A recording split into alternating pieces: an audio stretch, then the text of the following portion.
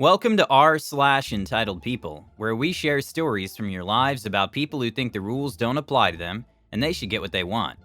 Thank you, friends, for subscribing to the channel and for so many likes. And today we have 3 great stories, so subscribe, hit the like button, and let's begin. The first story. The bosses said I resigned, but I didn't and wanted to keep working. We'll see how you deal with the consequences. The second story. Neighboring restaurant seems to make game out of being the world's worst neighbors. The third story. My moment of triumph when I sat in the chair of my stupid boss who got fired. The first story is, I'm not resigning. Fire me, B. Okay, where to start? So I began my position in January 2020. Weird interview process. My boss is strange. But whatever, if she leaves me alone, I can do my job. Horrible training. I taught myself almost everything. COVID happened, sent home to work remotely. No reason we couldn't have been at home anyways.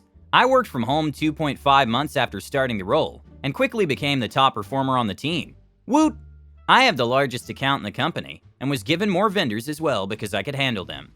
Fast forward to 2021, they've been saying we'd be back in the office in no time for over a year. Despite management downplaying it, and even suggesting it was a hoax, president of the company wasn't an idiot. We didn't need to be there and we all worked better from home, as they even told us countless times. Told you weren't hired to work from home, but none of us were thrilled about going in to help justify middle management's necessity or their newly renovated empty office space. Mid-2021, husband and I decided to start trying and get pregnant right away. My boss suggests we all go in soon because COVID is practically gone. Pregnancy goes by, continue working from home. They keep saying that'll change. Finally, they say I have to come in 2 days a week. I'm 38 weeks pregnant at that point. Nope, got a doctor's note. They were peeved but can't argue with it. They finally found a temp replacement when I was already 37 weeks pregnant and made me train her. Last minute as hell. Sure. Then she quit. Found another. I had 3 days to train this woman in a job that takes people months to learn. Whatever. Have baby, enjoy leave, blah blah blah. Monday comes that I'm supposed to start back. Come back to over 900 emails. No word from boss for hours on first day. I find out my temp replacement quit after a week because she couldn't handle the workload. Handling baby and laptop like a champ, whatever it takes. Boss finally calls me, says hello. She mentions how the team is falling apart. Most of the team is older and not in good health, and how we weren't approved for an additional hire that we desperately need. Okay, no mention of coming in. Got an email later asking which 2 days I'm coming in.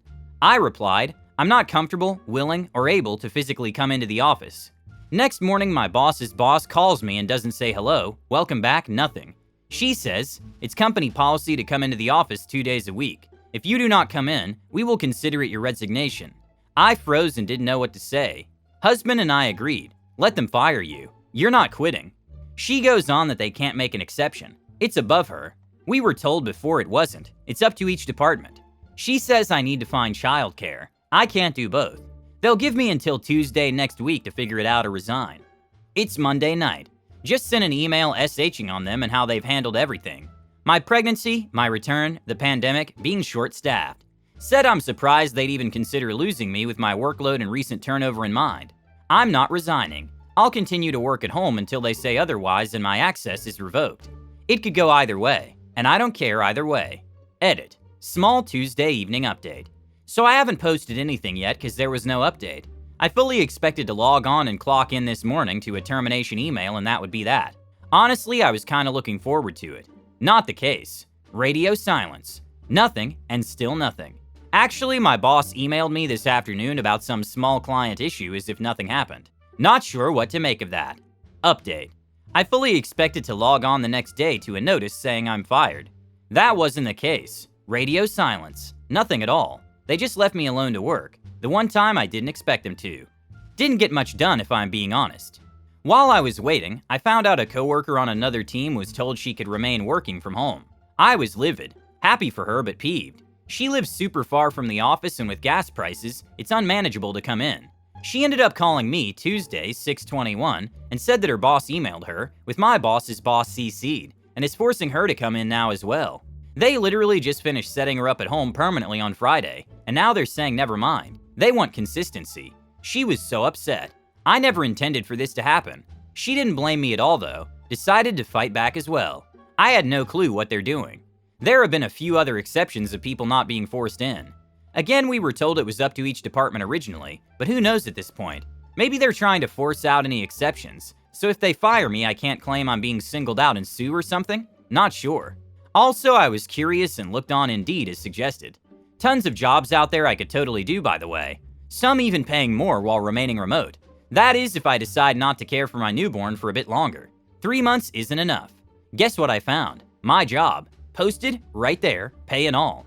The higher end was more than I make. Want to know the date? Effing Monday, 6/13. So my first day back to work after maternity leave, and they posted my position online as available and urgently hiring.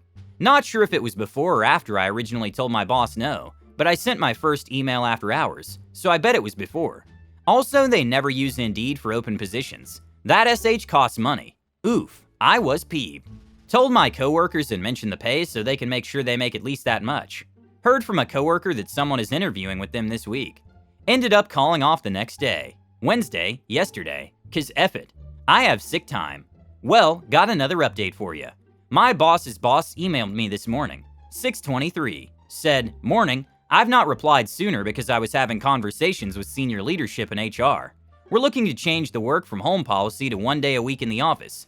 Leadership is adamant that 1 day a week in the office is essential for communication, training, developing relationships, etc., while allowing a generous work-life balance.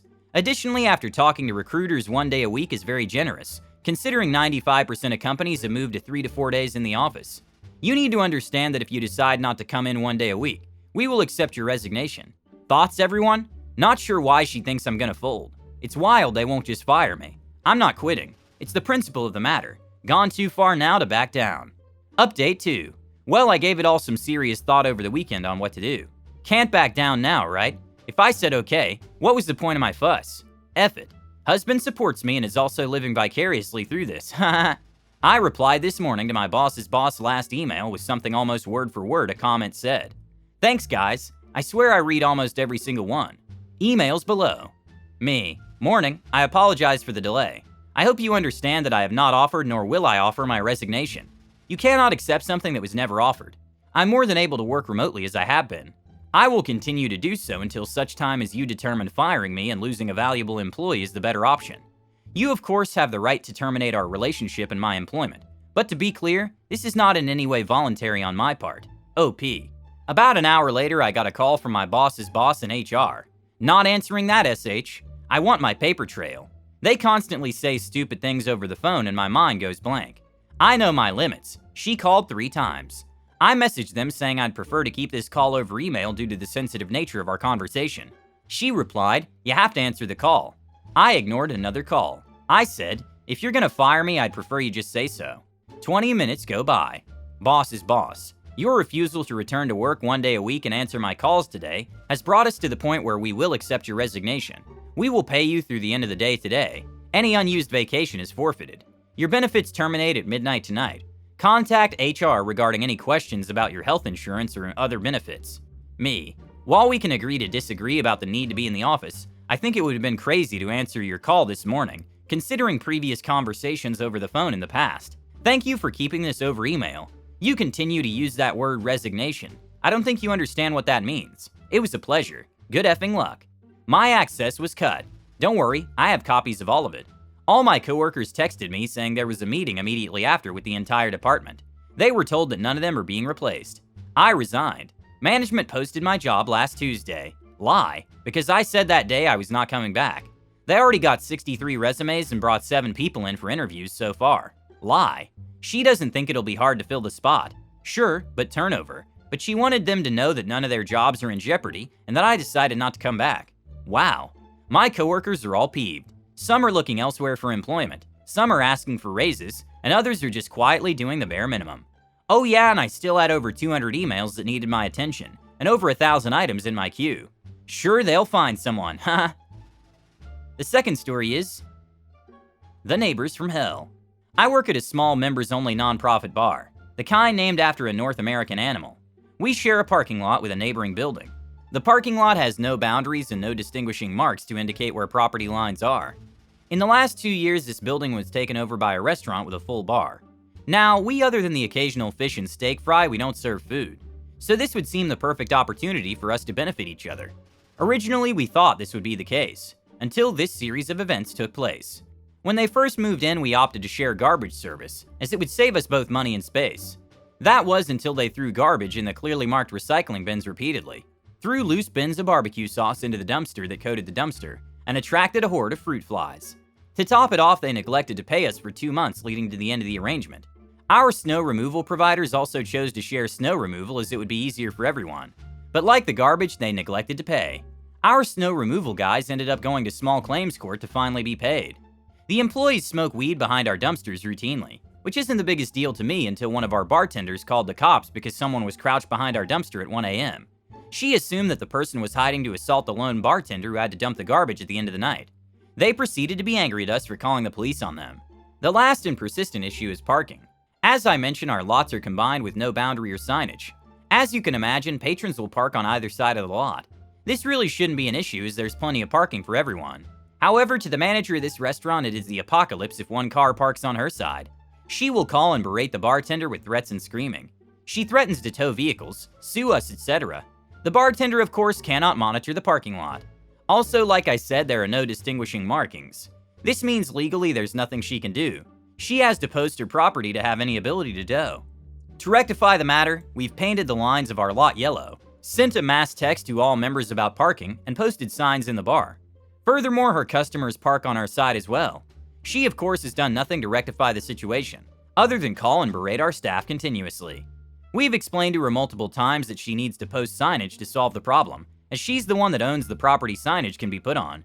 She towed a car illegally and is now being taken to small claims court. The reason she gets so angry is our bar is routinely busy and her restaurant is not. I work 5 days a week and have never seen more than 4 cars in her lot. She watches us be busy and believes we're the reason her restaurant is failing. They unfortunately have a rich investor. We highly suspect is using them as a tax write-off that bails them out every time they almost go under. And the last story is a satisfying story of workplace revenge. When I was a teenager, I worked at a cheapo theater, the kind that played second-run movies for $2 admissions. The manager, Dave, was the quintessential early 2000s D-bag. He was a fat guy with a shaved head and ponytail, who spent every day locked in the office playing Diablo and listening to nu metal.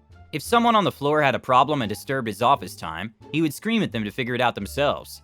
He was a creep with the high school girls that worked there, and even assaulted the projectionist during an argument, yet was never disciplined because the theater was insanely profitable.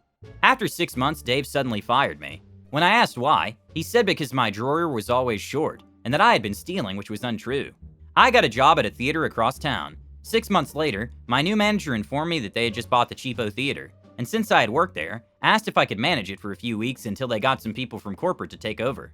I returned to the theater that had fired me, and learned the awful truth of what had transpired. Dave had been cooking the books to make the theater look profitable when in fact it was hemorrhaging money. He had embezzled tens of thousands of dollars and blamed it on teenage employees stealing. After a year, corporate caught on, fired him, and put the theater up for sale. It was early in the process, but my coworkers heard rumors that Dave was going to face criminal charges. The greatest moment came when Dave returned to the theater to retrieve his personal items from the office, only to find me sitting there in his chair with an extremely smug look on my face. His giant CD book of like 500 discs and his gaming stuff? Yep, I had sold it. I told him he wasn't allowed on the premises, and that if he remained I would call the police and have him trespassed. Pretty much the one victory for my decade of minimum wage hell, but it still gives me enormous satisfaction when I think back on it. I hope you enjoyed these stories. Hit the like button and subscribe to the channel. Have a good day.